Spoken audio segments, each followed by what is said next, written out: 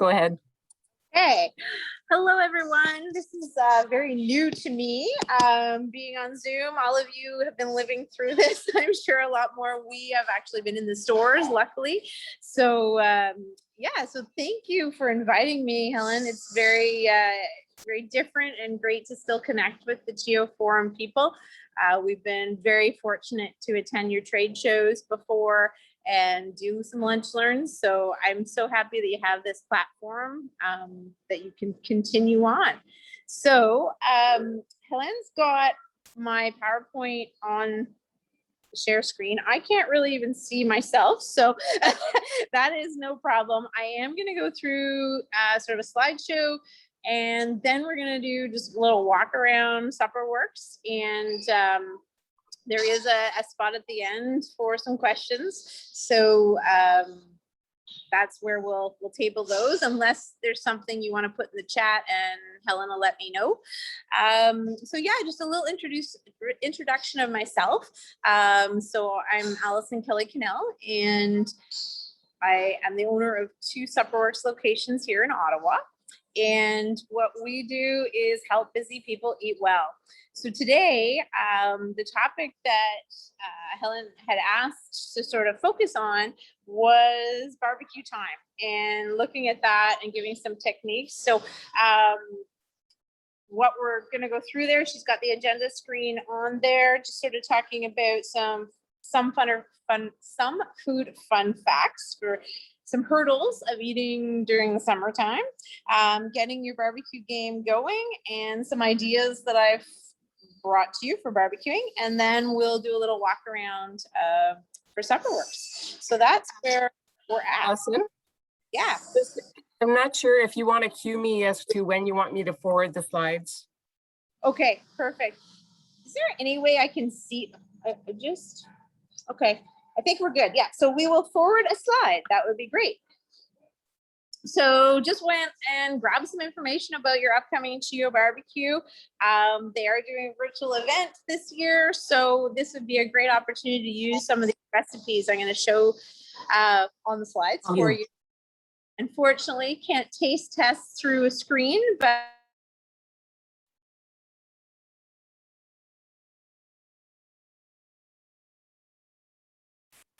Alison, I've accidentally muted you. Can you unmute, please?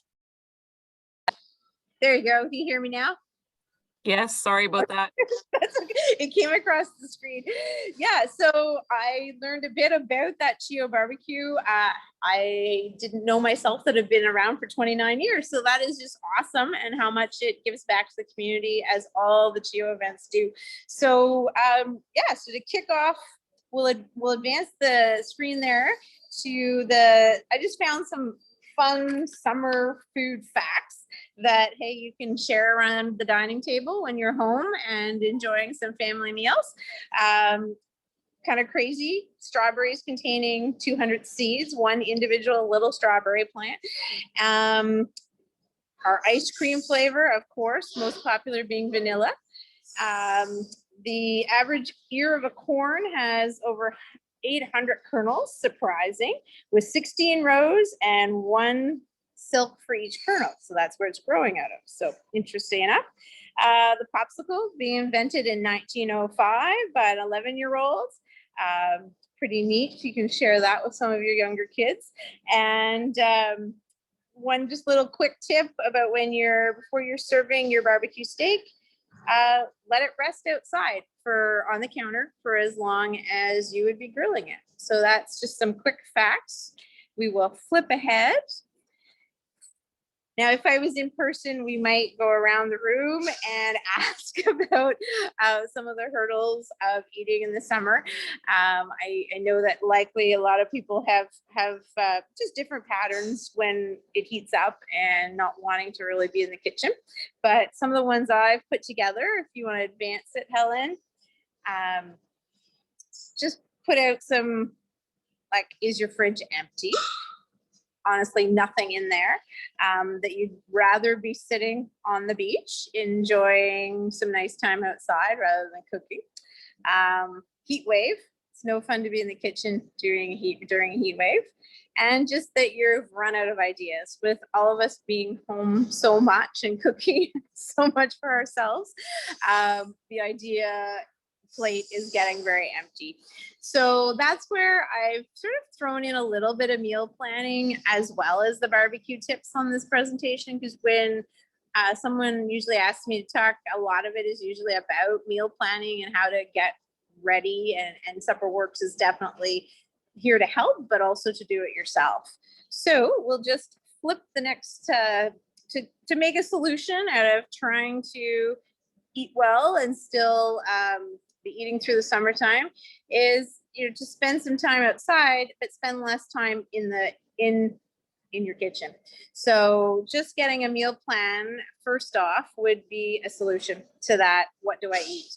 And what's for dinner, mom, and all that kind of stuff. So the next slide actually has sort of a few really simple steps of meal planning that you can definitely follow. Making a grocery list of things you need. So leaving it on the fridge, plotting out your 7 days, and just sort of going, okay, I need groceries for this, this, this, this.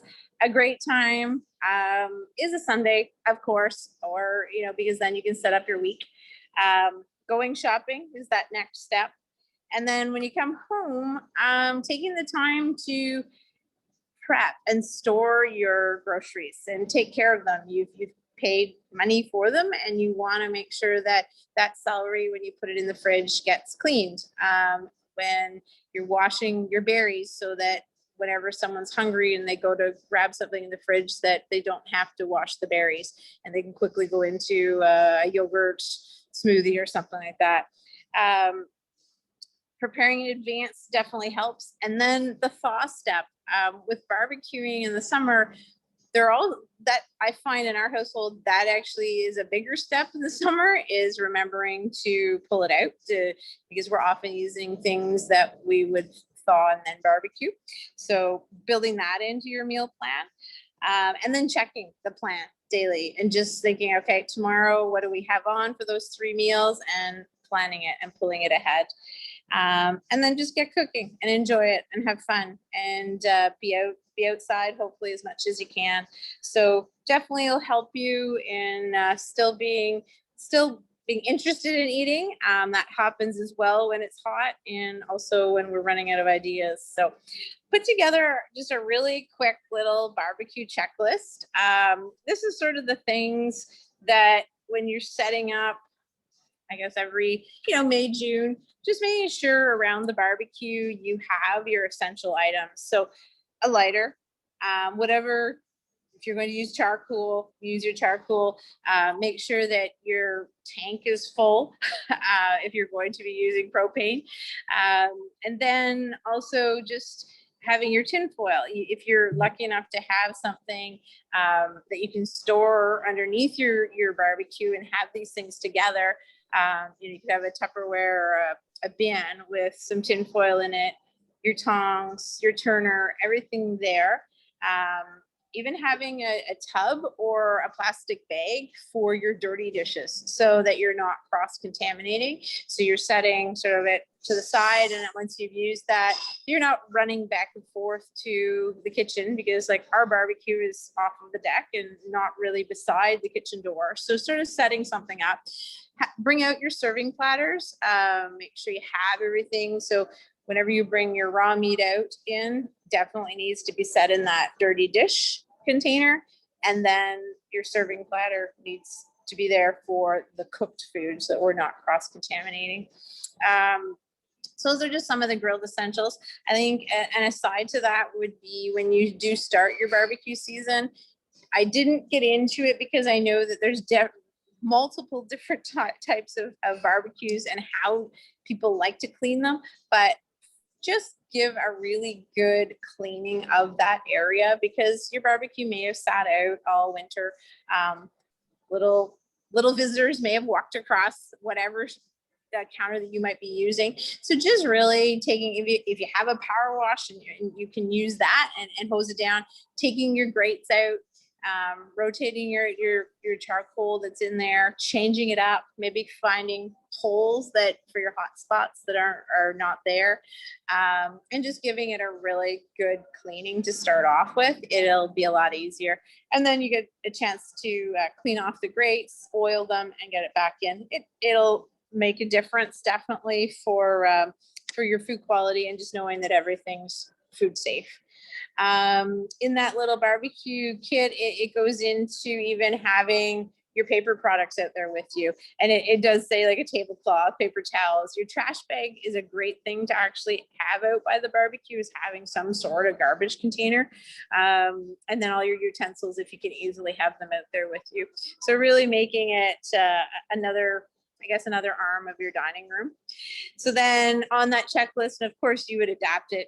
It just lists the different foods and so forth. And then of course the miscellaneous with your bug spray and candles, flashlights, that kind of stuff. So just having a quick checklist to get you started. So yeah, if we can flip over. So I, of course, went to one of my favorites, Jamie Oliver, and looked up sort of some of his tips for barbecuing. Of course, he has some great videos and things like that, but he did have a top 10 barbecue tips. So I've got them listed there, and I'll give you a little bit of background on them from what he's suggesting and just what I've sort of learned through our food service years. So first thing is getting the right barbecue. If you're not a person that would enjoy working with charcoal and starting the briquettes and heating them, go with propane. There is no reason not to. It's cleaner, it is everything. So really it's finding something for your comfort level and something that you feel that you're going to be able to use, and you don't want to worry about not spoiling a really expensive steak or something just because you're not comfortable with the barbecue you're using. So of course, a chef would love to have a charcoal one right off the bat, but the gas barbecues are just as fine. And the really important part is making sure you have a lid, because sometimes we cook on the open surfaces, but a lot of the time recipes are, and how cooking techniques really do require that lid to keep in the temperature for one, and just locking in the flavors. And if you're trying to smoke a little, that helps. So, and melting cheese and so forth like that. So your beer count chicken, all those different techniques with a lid. So that would be the first one. And then the second one is using the right fuel. So using whatever is required for that barbecue. Lump wood charcoal is kind of the one that a lot of chefs and people that are into smoking and so forth use, because it has that looks like a burnt tree, and it just has some great flavor. But adding wood chips in to get a different flavor. So again, it is comfort level and what's right for you. So choosing that and waiting for the right moment to cook. Now, of course, you can't wait all day if you have 3 and 4 year olds that really want to be eating and stuff. But with the barbecue you choose, thinking about the amount of patience and the amount of time. So that charcoal barbecue, you need the charcoal to warm up. You need to let the flames die down, and the coals need to be white hot. Whereas your propane barbecue, you can go out, turn it on, bring it up to the temperature of, 350 internally with the lid down, and then start going. So really choosing the right moment of when you're going to cook, so you can pay the attention that you're not going to have spoil something on the grill because you've burnt it. So that's number 3. Number 4, getting the temperature bang on. So that's where people do worry about using a barbecue, because it's so different than, turning on your oven and setting your to 350, 375. You put something in and it's going to stay at that consistent heat. So sometimes people do shy away from using the barbecue because of that. But get a good meat thermometer. Make sure that your temperature gauge on, that would be sort of part of your annual check, is making sure that temperature gauge on your actual lid is accurate. So combine it take your meat thermometer and sort of test it out. So yeah, just hold that. That's really getting it to the right temp and using those tools, because that's exactly kind of where you want to be cooking things. So yeah, so you could also use moving your coals to use half and then having a cool spot so there's less direct heat. There's a whole bunch of methods about indirect heat and direct heat, which is actually way beyond my barbecue technical skills, but there's lots of research there on that. And then the sixth step is getting the best tools. So kind of like in that barbecue checklist, making sure that you have everything with you. You know, get a flipper that is meant for the barbecue, not your flipper from inside, you know, that is long enough that you're not going to burn your hands. Have a decent oven glove out there too, so that if you are using a basket to do some of your grilled veg or something like that, that you have the appropriate, so you're not going to burn your hands. Decent pair of tongs that again are going to be longer than ones that you might use in house, and maybe avoid anything with the plastic on it, plastic tips, because of course the barbecue is going to be a little warmer and have open flame. So having the best tools will help you as well. Number 6, making your own burgers. That again comes with the right moments, your patience, all that kind of stuff, but it is nicer to actually build your own burger, and you're going to control the fat that's in it. So sometimes when you buy a pre-made, you may not know just what level of fat, and the fat then actually is what would burn and create sort of those flames and maybe char it a little on the outside. So homemade burgers are the best if we can do that. So making your own burgers was one of his top 10 tips.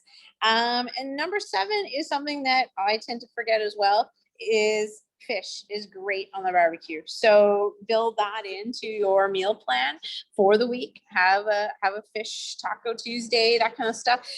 So really think of that as something else that we don't just stick with our burgers and hot dogs. Really think a little broader, and a great opportunity to introduce your family to fish, and using, you know, thawing and using a frozen product, or going and getting some fresh, but using, some people do use a tin foil on the grill, so that the flaking is helped there. So to just research a little about how the different methods of cooking fish, but it is a great alternative to a hamburger or something like that. So, and then he's got the eighth top tip from Jamie Oliver is marinade. And certainly we do that with a lot of our barbecue items here at SupperWorks.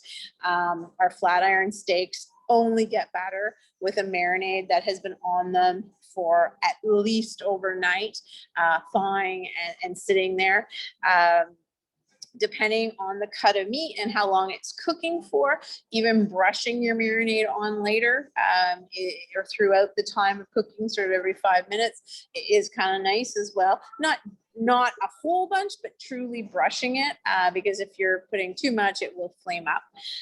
But ideally overnight, and that cut of meat will just be mouth-watering and delicious. So that's tip 8. Tip 9 is don't forget about the vegetables, but don't ruin them. So one of I have definitely done this. So what Jamie Oliver is suggesting, and it totally makes sense, and have tried it, do your slicing really thin and grill your veggies. So you could use a basket, you could put them straight on the grill, you know, your eggplant, your, you can even put romaine lettuce, like all those items that you could grill, put them straight on the grill and do your seasoning after. So once they've cooked, then toss them in the olive oil or a little bit of vinegar, some Italian seasoning. Then they won't char as badly, and you won't have that seasoning that is actually burnt on it and getting that taste. So that is a recommendation there.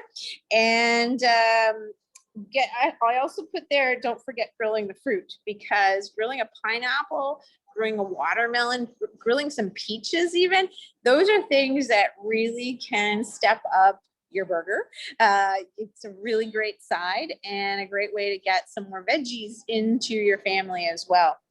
And then the 10th one is getting your size right. So just taking that side thought away from just that protein or the meat or the whatever you're grilling, is making sure that you have some complementary sides. So looking at your naan breads that you could grill just quickly on the grill, warming them up, doing some corn on the cob. So if you have a side burner, do your corn on the cob outside.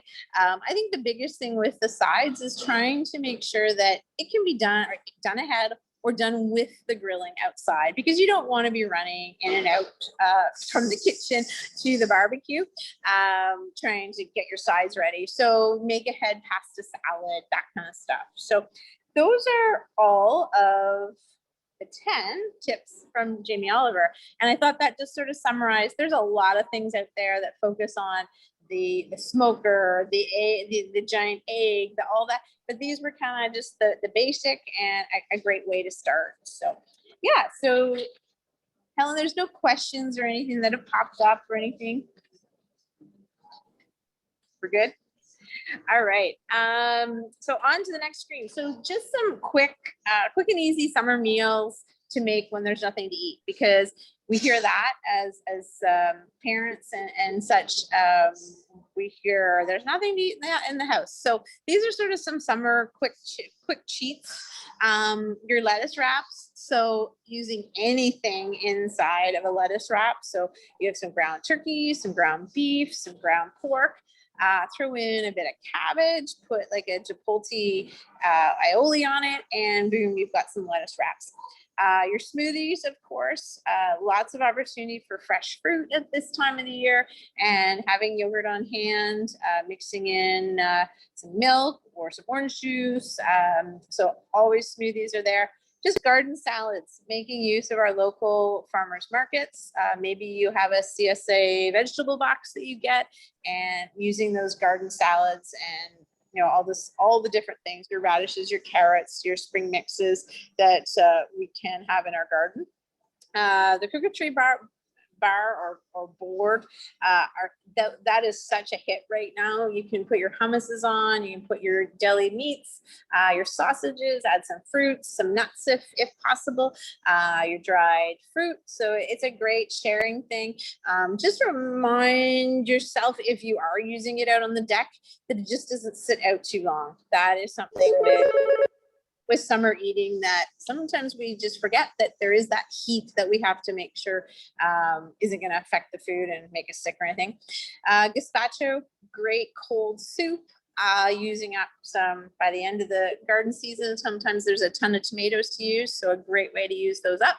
And just noodle bowls. A lot of those can be cold noodle bowls, so a no cook. You can get crafty with your noodles. They might be like a zucchini noodle. I know you can buy some of those in the grocery store already made, veggie noodles. And then just anything into it. Peanut sauce, sesame seeds. You could add some protein, some chicken strips, add some different beans. So those are all really quick summer meals that have some staples in house, and you're ready to go. These are just some of the things that are favorites in SupperWorks. Just I asked around and sort of asked the girls what they liked. Your watermelon feta salad. So grilling that watermelon makes the taste just exceptionally different. So a feta salad with some grilled watermelon, and then just your favorite fruit, tossing it on the grill. So one of the girls here is a pineapple, and she definitely puts it onto the burger, chops it up, puts it into curry, and just is a great add to a sweet tooth. So those are little tips to remember. All right, on to the next next slide. So the next two slides I have are just two recipes. I really, sorry that I can't prepare them for you and share them to you, but next time when we're in, we'll have a taste test. But these are two recipes actually that I found. I really like the Dairy Farmers of Canada recipes. I haven't had one that hasn't turned out. So it's something that I always like to look at. The pork tenderloin is something that we use a lot at SupperWorks, and this one in particular is like a rubbed pork tenderloin, and you can make some sliders, which are just a really different, and just something different on a bun. You could even put this into a wrap if you wanted, but then putting some mozzarella cheese, if you wanted to change it up and do you know, a cheddar jack or a spicy cheddar jack slice of cheese, something like that. All those things, slice up your pork tenderloin and have ahead of time your lettuce leaves cleaned, throwing some slices of cantaloupe on them, and then a sweet pickle relish. And you've got sort of a different sandwich idea. Just so people know, I will be sharing the slides, which will include this recipe. So don't worry about it. You will get those afterwards. Exactly. So that's just yeah, those are things I really enjoy looking at. The Dairy Farmers of Canada. Also the egg recipes from the Egg Marketing Board, they're always tried and true, so they're great ones to refer to, and trying to find new ideas to recreate summer eating. And then grilled bananas, you got to have a dessert. So this is something that is totally barbecue. You melt your butter on your bananas right on the grill, and the slices of paneer, and then plate it, and you've got a really quick dessert, adding ice cream and of course likely vanilla, or you could go wild with something else. So that's That looks awesome. Yeah. And I did take out, like they were saying, I would not make my homemade dulce de leche. Get a store-bought can, much faster and easier. So yeah, that's a great dessert to add on. You could also throw some apples in that way. So great way to just have fun and try something different outside. And you can even prep this out on your picnic table or on your deck rather than being inside. So that's a great 2 recipes. I just threw this in here about meal prep allows you to build healthy homemade meals that take less time to cook than it takes to have a pizza delivered. And I think many of us have had a lot of pizzas delivered because that's really the only break we've had.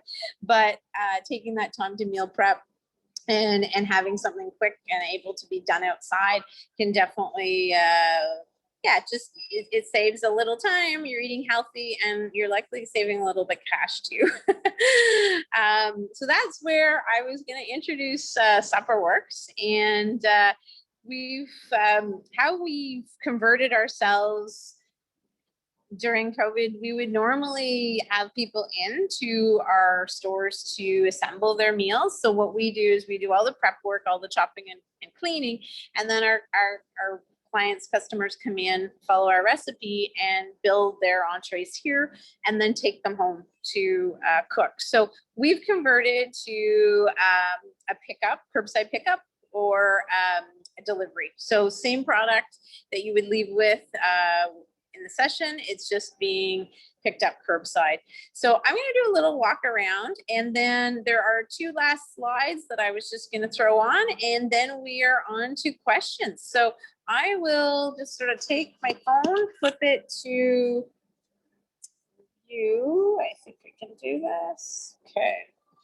All right. I'm just going to throw on my mask. So the girls are here today prepping and just making some sides. So so this is the Nepean location. We are curbside at 15 Capella Court. Just got my mask on, so hopefully I'm loud enough. So these are some of the things that we do have. Our menu changes every month for our entrees. Our entrees feed 6 people, and they can be split in half. So you could have a meal of 3 and then a meal of 3. The nice thing about our products are that everything is prepared fresh, not frozen until you get it, but it can then be frozen. So there's no urgency on getting the box of food eaten up in 3 days or so.